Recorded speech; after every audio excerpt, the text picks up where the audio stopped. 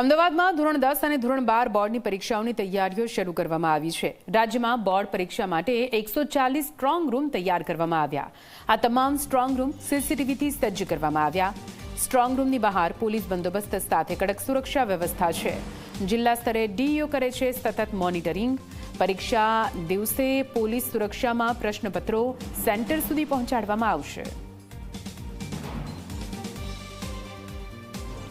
26મી ફેબ્રુઆરી બોર્ડના જે વિદ્યાર્થીઓ છે એમની માટે ખૂબ મહત્વપૂર્ણ દિવસ છે, કારણ કે આ દિવસે બોર્ડની પરીક્ષા યોજાનાર છે। મહત્વની વાત એ છે કે જેવી રીતે વિદ્યાર્થીઓ તડામાર તૈયારીઓ કરી રહ્યા છે એટલી જ તૈયારી પ્રશાસન પણ કરાઈ રહ્યું છે।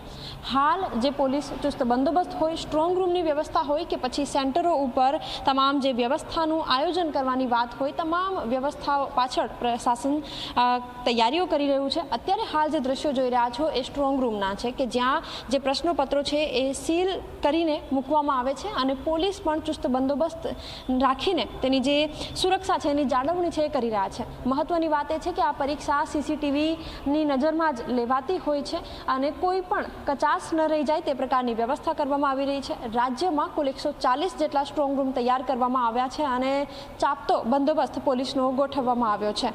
કેમેરામેન તુષાર શાહ સાથે સપના શર્મા, ઝી 24 કલાક, અમદાવાદ।